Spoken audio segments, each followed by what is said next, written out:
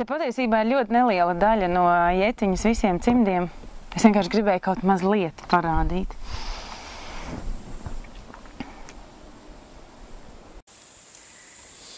Mēs iepriekš runājām par latvisko jūtīgumu, latviskās pasaules sajūtām. Manā skatījumā šajos cimdos tieši šīs sajūtas ir ļoti taustāmas un redzamas. Tēli, kas ir redzami dabā, viņi caur krāsu, caur netveramu sajūtu atspoguļojās. Vai tu varētu pastāstīt par šo? Nu jā, patiesībā, ja redz to, kas tad ir tas latviskais, visvieglāk jau būtu nodefinēt, sakot, ka latvietis ir tas, kurš svin Jāņus un Ziemassvētkus pareizi tā, kā to ir jāsvin. Un tad iznāk, ka tas cilvēks, kurš to nevar izdarīt kaut kāda apsvēruma dēļ, tad viņš nav īstenis latvietis. Bet tas latviskums nav tikai tās ārējās atribūtos, kas, protams, nav mazsvarīgi, bet kaut kādā iekšējā pasaules izjūtā. Un viena no tām lietām, ko man gribētos domāt, kas ir latviskums, tā ir jūtīgums pret pasauli, vērīgums un patiesībā arī to cilvēcisko īpašību piešķiršana dabai apkārt. Tad, kad jetiņām adīja savus cimdus, patiesībā tas bija vienīgais veids, kā viņa varēja sevi izteikt. Jo viņa nevarēja bērnos turpināties, nevarēja sevi dziesmā izdziedāt, viņa varēja pateikt sevi cimdos. Un tad kad bija izadījusies daudz un dažādus etnogrāfiskos rakstus, viņa saprata, ka tas vairs nav interesanti, ka vajag adīt to, ko tu redzi sev apkārt. Un tad viņai bija cimdi papele 3 pārvērtībās, kur bija no rīta, pusdienā un vakarā. Un tie bija 3 atšķirīgi koki, jo uz viņiem krita atšķirīga gaisma, bija krāsas citas. Un tad, kad viņi rādīja tos cimdus, tad cilvēki vienmēr brīnījās, kā papeli to, kas stāv aiz loga, tā var redzēt. Un tad, kad viņai prasīja, kas tad priekš viņas ir skaists, tad viņa teica, skaists ir tas, kas ir balts. Un tad ir viņai tādi cimdu ciklus, baltie cimdi, kas ir ar dažādiem rakstiem, uz bērza tāsiņām uzrakstītas tautas dziesmas, balta zied ābelīte pār visiem kociņiem, kā tā balti neziedēs, aramā zemītē. Jo tā balta vietā var ielikt skaists, kādā citā var aizezara balti bērzi, aizezara skaisti bērzi, ja? Balta nāca tautumeita, skaista nāca tautumeita. Ka ar to balto latvietim ir daudz vairāk, kas izteikts nekā tikai krāsa. Turklāt viņa teica, ka baltais ir tas, kas pavada mūsu dzīvi. Jo tad, kad mēs piedzimstam, mūs ietin baltos paladziņos. Un līgavu sedz baltais plīvurs, iet tālāk dzīve, cilvēks nosirmo balts. Vēl tālāk viņu apsedz balts paladziņš. Un pāri visam pārsijājas sniedziņš, arī balts. Un ka tās pārējās krāsas ir tikai atšķirīgas spektra krāsas, kurās izgaismojas tā mūsu baltā dzīve, tas baltais ceļš.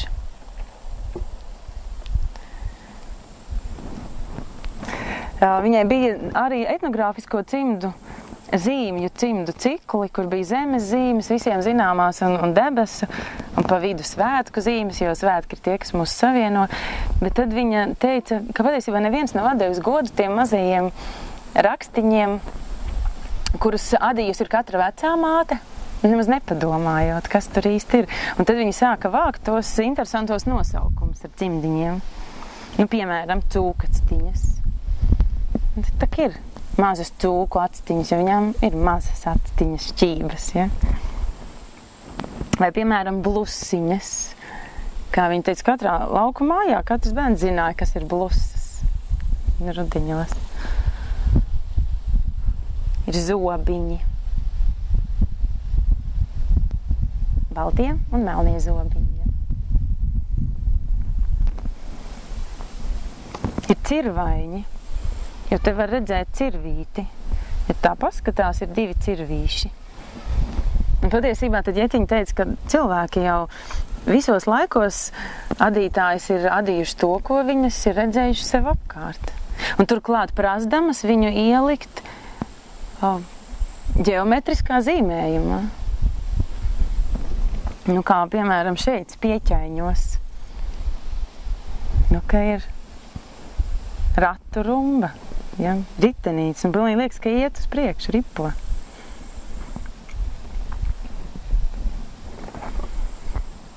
Nu, un tad ir kaķpēdiņas, un tad ir lapainītes.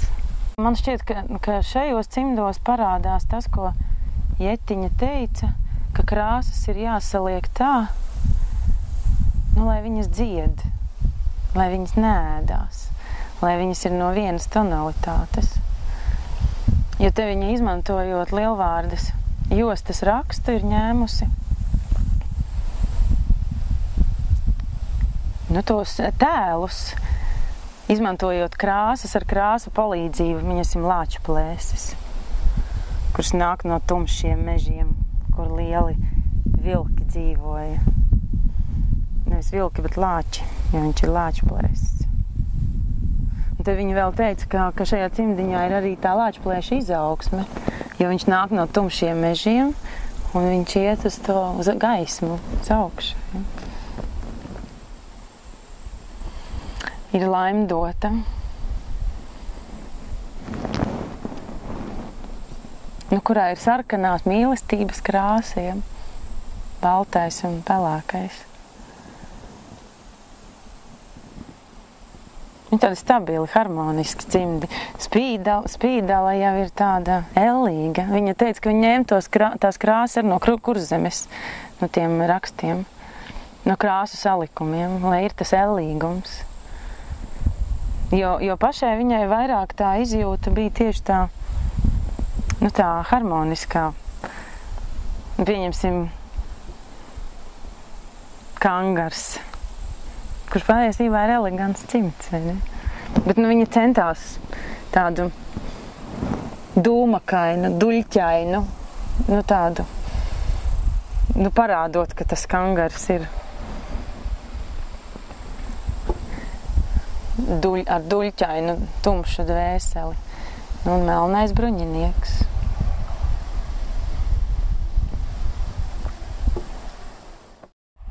Nu, bija tā, ka Jetiņa teica, ka viņa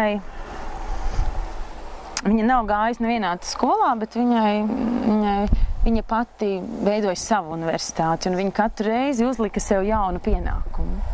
Un tad viņa atdīja portretu, jo portrets ir viens no grūtākajiem, to tikai 4. kursā sāk gleznot mākslinieki.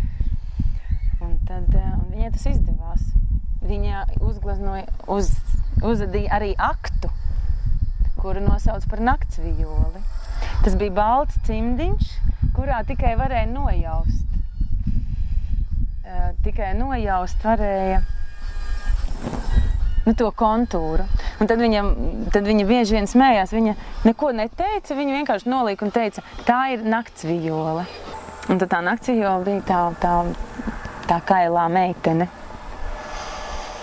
Nu, un tad, kad to viņa bija izadījusi, un viņa bija adījusi eposu, un viņai bija blaumeņa ugunī, tad viņa domāja, ka viņai pašai ir jāsacer sava luga. Un luga saucās Drāma 5 cēlienos vecās mājas logi.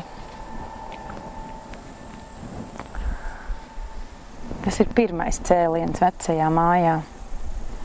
Pavasaris. Kad debesis vēl ir cerību pilnas. Otrais cēliens vasara. Kad viss zied un zaļo. Trešais cēliens rudens, bet loks vēl ir gaišs.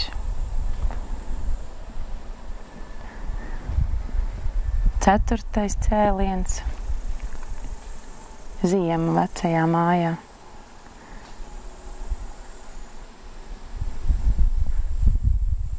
Un 5. cēliens. Pavasars. Uz sliekšņa vairs tikai nātres zied.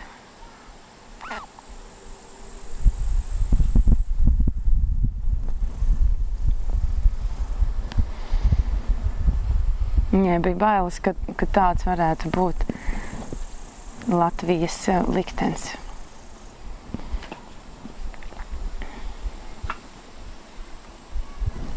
Pastāst vēl par viņas citu tautu rakstu studēšanu.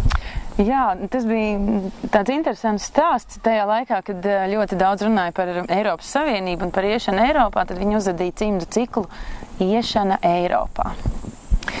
Un viņa gribēja saprast, kāda tad ir tā Eiropa? Kādi tad ir tās Eiropas raksti? Etnogrāfiskie raksti, jo jau mēs ar kādu kopā gribam dzīvot, mums taču jāsaprot, kas viņi ir. Un tad viņa sāka domāt, kas ir pats pirmsākums. Un viņa domāja, ka pirmsākums ir ķelti.